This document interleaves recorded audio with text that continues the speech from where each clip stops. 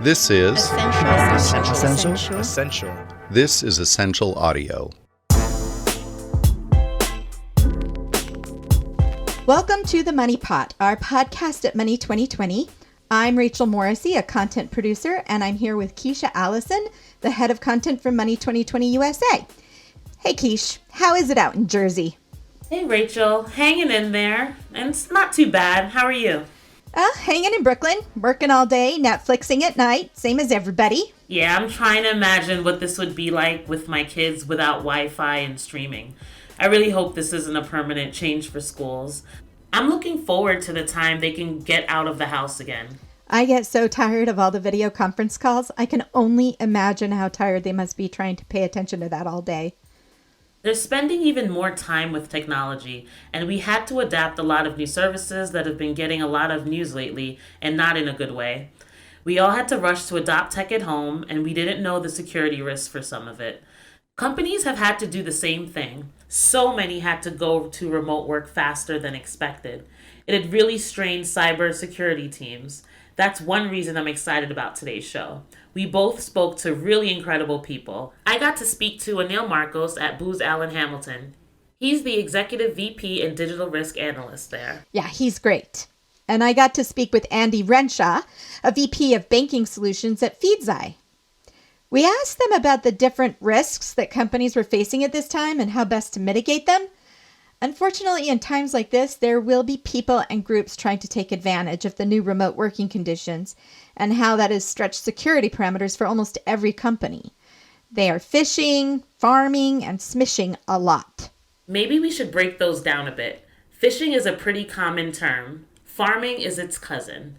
It's when cyber criminals send you emails to get you to reveal sensitive information or plant spyware on your machine. They can usually be avoided with common sense, but lately these guys have been particularly cunning. We all know not to click on sources that aren't trusted, but this is where they are getting very smart and sneaky. When I spoke to Anil about it, he had a story that scared me. A great example of this is one of the big things that was going on is the Johns Hopkins data that showed how the spread of the virus was moving, and you could see the hot spots in the little red circles across the U.S. map. And this was a visual that Johns Hopkins had put out. And for a while, there was a number of almost cloned sites that were coming out that basically said, here's what's going on in your local area. Do you want to see when the heightened level of activity is going to happen in your local zip code? So there was a lot of that type of very, very targeted phishing attacks going on, where you would click on it thinking that this is going to be relevant information that's coming from a credible source because you've heard about the Johns Hopkins visual on TV or on CNN or something like that. But it's extremely targeted, and I think it's targeting our inner desire to get more information around a topic that we're all kind of yearning right now to understand. Stories like that freak me out. I usually think I'm pretty smart, but I can completely imagine myself clicking on a link that looks like it's Johns Hopkins and feeding it my zip code or even my address. These guys are really preying on our vulnerabilities. Not only are we curious, we have no choice but to communicate with agencies differently. And Andy was telling me about how the fraudsters have shifted the conversation that way. They've kind of changed the conversation they're having. Maybe saying, for example, we need to collect this information to make sure that your healthcare insurance or your healthcare services are up to date, or we need to collect this because you're a vulnerable customer and you've got propensity to suffer a virus, for example. So it's not that the phishing attack itself is new, but the conversation is new and the volume is definitely increased. It's like those guys that try to con people with phony IRS calls and scare you, but now instead of scaring you, they're pretending to help you. They also use smishing, which is trying to get you to click on links in text messages. And I get text messages from New York City and state about different services they're providing to help during this time. I think all of us do. It isn't a big stretch to think that we could inadvertently click on those or reply with sensitive info to the wrong people. And Andy made a really great point about these attempts not being short term. What we're going to see over time is what is probably happening right now is stolen credentials and that fraudster access and criminal access to information they perhaps didn't have before is increasing. But it's going to take a bit of time for that to play out as the criminals establish what data they've been able to get. And in some cases, the criminals are going to take a bit of time to establish trust with people, because they may even call somebody or fish somebody maybe 3 or 4 times to get the full data set, the full set of information they need.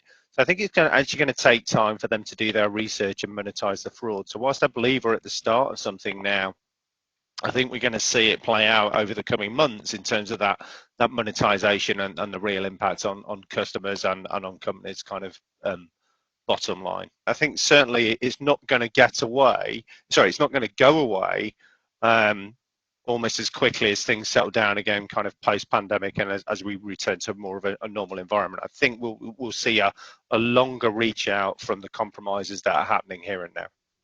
So you have to think about the long-term effects of whatever communications you have. Yeah. And keep your software updated. It can really weed out some of these issues. And Andy recommends that companies open communication lines between the cyber teams and the remote workers to avoid surprises. And I think the golden rule is, if you're not sure, keep your communication lines open. If you're a company, keep that communication line open with your employees and make sure they know where they can go to seek advice around whether they're doing the right things and whether they're following the best practices. But phishing is only the tip of the iceberg here. A lot of companies have never been set up to prioritize remote work. Anil explained that they didn't even have the equipment necessary for this sudden shift. I had calls from clients that were saying things like, we don't have enough laptops for our employees because we use desktops inside of a corporate environment, and so they didn't have enough laptops. And so the idea was, should we take the desktops and go home, or can we just procure enough laptops? And you'll find that if you look back, 40 days from today, or 40 days back, you'll find that there were issues related to supply chain. Dell, HP, all these companies could not produce enough laptops for the amount of volume in procurement that was going on across the U.S. and globally around people that were trying to enable remote workforces. So everyone based on desktops had to get laptops so they could access stuff from home. That must have been an IT nightmare. But after 5 weeks, we can assume that most people who can work remotely are now set up. Is he noticing any other issues with remote work security? Well, we are pretty settled, but as you know, financial information is particularly sensitive. Most companies decided to use their VPN, but that wasn't as clear-cut as you'd think. In a lot of cases, the VPNs were crashing in a lot of organizations because the VPNs were set up for a handful of employees to check in on the weekend or some remote work on off hours and things like that. It was never designed for every single employee to connect back to the network at the same exact time during core business hours through the VPN. And so you had a lot of organizations that the VPN infrastructure just was not set up for this. And so we have companies that then went back to the employees and said, don't use the VPN, you're crashing the network, so go ahead and connect direct to the internet. So this is now the perfect storm that's been created. So some of the companies that had remote working procedures didn't actually have the VPN capacity for their entire workforce. All of this has Anil thinking that we're going to see a lot of priorities shift. We're going to have a big paradigm shift after COVID, and I see lots of organizations already looking at this to say, how do you build IT infrastructure with security in mind and with resiliency and remote work in mind from a design standpoint. And I think that's going to be a big game changer for us. That fits with all of our predictions that this crisis is going to accelerate adoption of technologies and seriously change the nature of the workplace. We're pretty sure remote work is here to stay. But what should we be doing in the near future to shore up VPN security? Anil really puts the responsibility on the organization to monitor the VPN logs. Many organizations do monitor VPN logs. It's not a common area. I would say, having been in the security business a long time, I wouldn't say this is something that every organization is doing. But today, if you have a majority of your enterprise coming in through the VPN, you have to be monitoring the VPN logs. And what we're looking for is anomalous behavior in the VPN logs. The second thing is on the VPN stuff, you must know what normal looks like to be able to detect what abnormal looks like. There's some obvious ones, but in most cases, it's just a lot of noise, and it's very hard to say this looks suspicious because you have no baseline. He also said that remote work has expanded the security measures beyond the protective perimeters most companies had. And the biggest issue with that is that it really shortens the amount of time it takes to cause damage. The biggest security concern that we should have at this point is we've all realized this over the last decade, that the earlier you could detect things. So a lot of the controls that we've invested in, technologies that we've invested in, are for this early detection in a lot of cases. What we have to understand now is, because of the current situation, we've essentially neutralized a lot of those controls and technologies, because we've moved everything away from that into the outside of the perimeter, if you will. This is almost the concept of all of that is open right now, and I'm still sitting inside the house, and the only time I get to do something is once I find the bad guy inside my house, right, already in the closet, where I'm trying to protect something. And so it's your time advantage is really what's diminished right now, is your ability to kind of see that person coming down the road, they're breaking through the fence line, they're coming in, they're banging on the door, right? That advantage that you have in time, because there's a bunch of things that are slowing them down or that are creating alerts for you, is gone. So we just have to be more vigilant than we are typically. And if we see something, tell the cybersecurity team. I accidentally hit the emergency locator button in our security app, and I got a call within seconds verifying my location and making sure I was okay. And the only injury was, that I felt like an idiot. But it displayed that company security teams would rather look out for something than be caught by surprise. It's good to make sure that they know if anything feels odd. And that leads me to a different threat. And it makes me kind of sad to mention it. But we know that we need to be aware of any insider behavior that is not following correct procedures. Andy was really concerned how the unemployment picture would affect security. Oxford Economics has projected that they think something like 20 million Americans are at risk of losing their job in the coming months. And I think we're talking about a potential shrinkage in US GDP of about a third.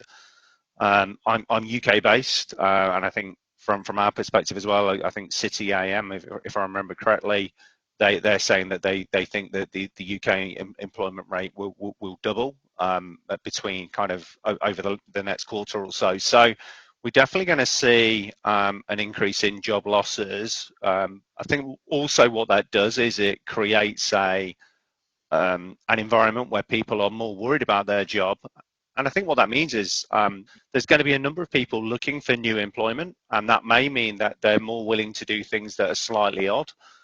So helping people protect themselves against themselves around things like sending documented ID via email, for example, or sharing full details of their passport, their driver's license, and their address to a potential employer that turns out to be fake, I think is going to be a very real danger. Anil had a similar concern about unemployment and the conditions of stress and what it exposed by having information dispersed on different employee laptops. You're seeing some sectors just completely implode. If you're an employee sitting there, you have to think about the amount of stress that employee is operating on to say, how do I survive this, and how do I pay my bills? I think it's going to drive behavior in the employee that is probably not natural if they felt secure in their jobs and felt weren't feeling the same levels of stress. And so now you wonder, is there an employee that's looking at other jobs? Are they going to steal? A lot of the areas where we've historically been concerned is things around intellectual property, around insiders. So people that have R&D information, people that have innovation information, people that have research information, that they may take this and go to a competitor. Those numbers are worrisome across the board. The unemployment in the U.S. is making all of us feel insecure. And companies have to be looking at budget cuts across the board. I talked with Andy about that, and his response was that it's really the last place you should be cutting at this moment, if at all possible. I think the best answer right now is to say, just please don't do that if you don't have to.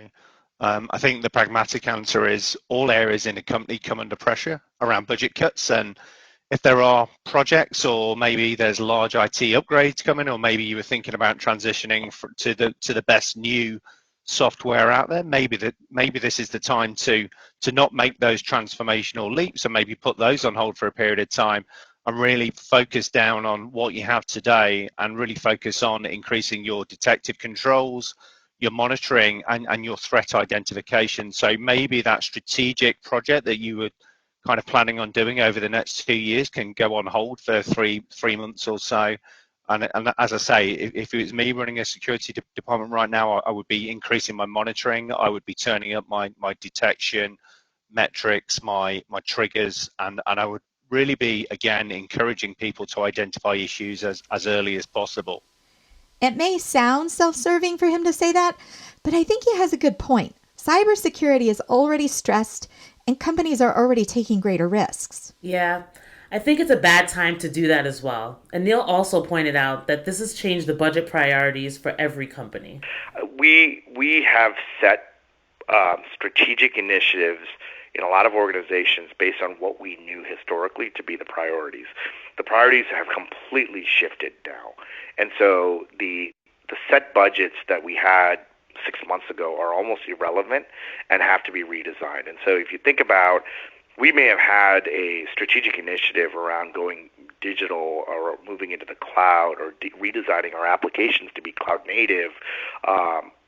These may have been five-year initiatives where we had budgets kind of set to say over the next 5 years we will be, we're going to have a cloud-first strategy. We're going to migrate into the cloud. All of our customer-facing applications will be cloud-native. We may have had strategic initiatives like that in IT, for example, that security had been lined up around. We need to now think about how to do security along that journey of a 5-year plan. We could come out of this and go, that's now a 6-month plan. It's not a 5-year plan anymore. And so you're going to have a reallocation of priorities. And so I think of budgets being really just kind of an underlying aspect to strategic initiatives and strategic priorities. And so if you start with the priorities have shifted, or they will shift, or they have shifted, there's a trickle down from there. So if the priorities have shifted, all of the projects in your portfolio today have to be relooked. And that takes us back to an earlier point. Organizations are going to be rethinking everything about back-end structures and design to make remote work safer and better. Yeah, just as COVID-19 is a threat, it's also the push towards smarter design and adaptation. Anil even sees it as an opportunity. We've all been talking about it in the technology arena that we need to move to the cloud faster. We have an opportunity to kind of do this correctly in a way where maybe we didn't set up our networks correctly. Maybe in the 2000s when a lot of this infrastructure was put in, we didn't think about security concerns that were going to happen in 2020. And so there was a lot of mistakes that were made that everyone is kind of paying for. And for a lot of organizations, it's been cultural in the fact that they could not move to the cloud fast enough because of cultural issues or regulatory concerns, or how they get past the regulatory concerns of certain things. I think this has created an opportunity for additional risk to be taken in a controlled way. And so we've always, I think the security industry in general has always operated we've had this mindset of, we'll show up and say, no, here's 7,000 reasons why you can't do this because it's going to add risk. We've now got an opportunity to say, this has to be done. Risk or no risk, you have to move to the cloud now. You have to get digital. You have to enable remote workforces. We have to have assets that are sitting outside the perimeter. These are almost necessary tenets now in order for business to continue. And so if you're looking at taking this risk or shutting down your business, you're going to take the risk. And so what is fascinating to me right now is conversations that have happened over the last decade around things that we should be doing. Now we've almost got a burning platform that is going to push us into this really, really fast. It's going to push us into a very uncomfortable situation really fast. The new normal isn't going to be that normal. Hopefully there will be a chance to make the necessary adjustments and flourish as we recover. Andy thinks that will be key. I think the companies that are going to come out of this successfully are going to be those that really kind of exploit the data that they have available to them and use things like machine learning capabilities and really embrace new technology. I think we're probably at this position where the world won't quite go back to the way it was. Consumers won't quite behave in the same way that they used to. And I think the propensity for employees to go into an office every day, I think generally, any article you read believes that remote working is here to stay in some some guise and some manner. So I think those that embrace new technologies that can really kind of identify these changing behaviors and work out what's legitimate and what's a threat are going to be those that succeed. We always talk about disruption like it's a good thing, but it's really just the creative destruction that comes before the good thing. It isn't the end. COVID-19 is definitely the disruptor of disruptors, and it will end, even if it feels far away. We are behind those solving the challenges to make the after COVID better than before COVID.